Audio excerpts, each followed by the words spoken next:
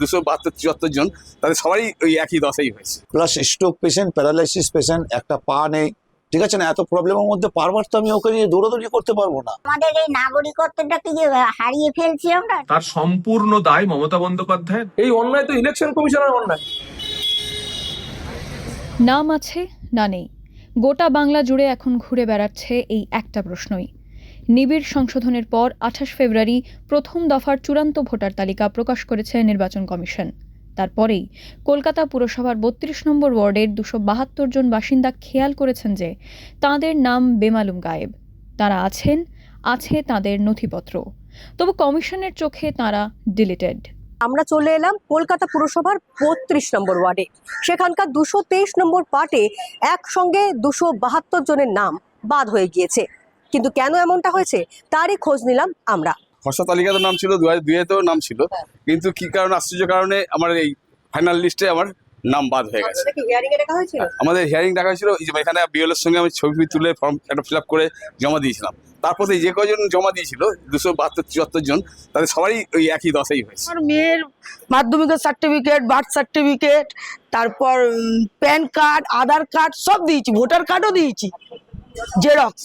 তারপরেও আমার মেয়ের নামটা কেটে দিয়েছে, আমার হাজবেন্ডের কেটে দিয়েছে, আর আমারও কেটে দিয়েছে। কারণটা কি? হিয়ারিং এ ডাকা হয়েছিল, সমস্ত ফর্ম আমরা ফিল আপ করেছি, যখন যা যা বলা হয়েছে সবটা করা হয়েছে, but still we are alive, but আমাদের ডিলিটেড বলে যেটা এসছে।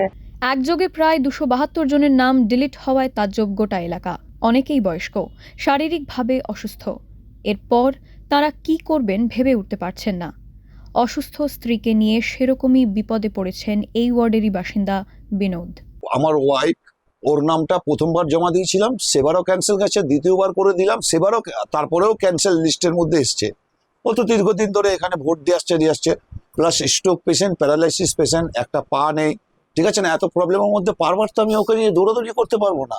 কিন্তু অযথাভাবে এইভাবে হয়রানিটা, এটা না হওয়াটাই ভালো ছিল, কিন্তু হয়রানি করাচ্ছে। ক্ষোভের পাশাপাশি অভিমান জমাট বেঁধেছে বয়স্কদের মনেও।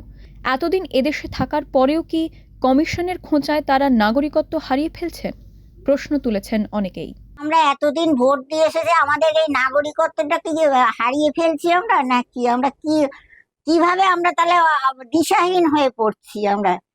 এটা তো আমাদের এটা কাম্য ছিল না। 70 বছর বয়সে নতুন ভোটার হবো, তার যারা নতুন ভোটার আছে তারা কত বছর বয়স?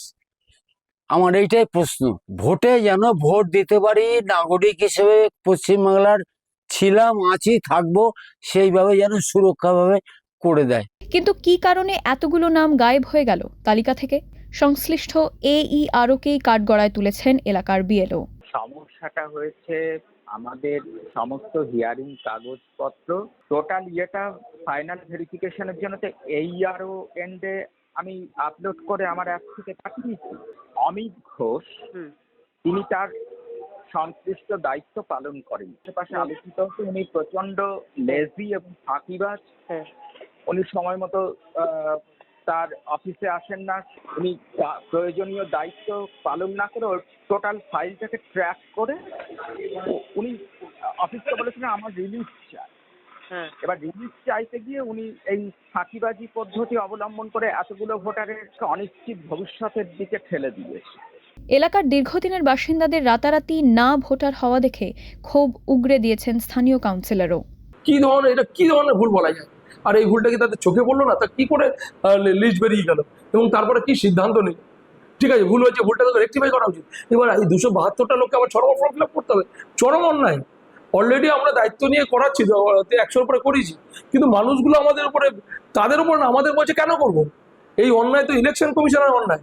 এক ধাক্কায় এত ভোটার বাতিল হওয়ার খবর পৌঁছেছে বিজেপি ও বামেদের কানেও।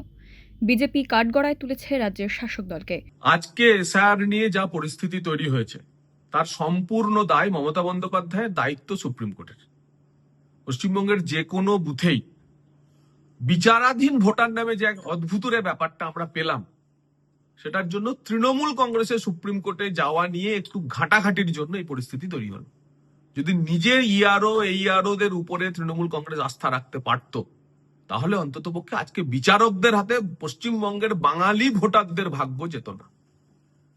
তাই এই যে বাঙালি ভোটারদের চরমতম হয়রানির মধ্যে দিয়ে যেতে হচ্ছে, কেউ জানেন না যে নথিপত্র জমা দেওয়ার পরেও তারা কেন বিচারাধীন হয়ে গেলেন, তারা কেন ডিলিটেড হয়ে গেলেন, এর দায় তৃণমূল কংগ্রেসকে নিতে হবে, তার সুপ্রিমোকে নিতে হবে।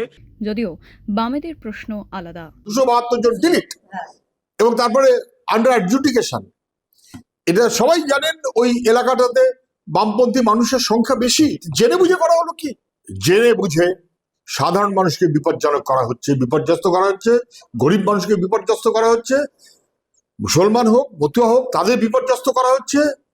এবং কোনো সন্দেহ নেই বাম সমর্থক কর্মী তাদের নামও একই রকম ভাবে তাদেরকে বিপদে ফেলার জন্য এসব চেষ্টা করা হচ্ছে। ডিভোটার কারবার আসামের মতন আমরা কিন্তু শেষ দেব। নতুন করে আবার ভোটার তালিকায় নাম তুলতে হবে, কমিশনের বিধান তেমনটাই।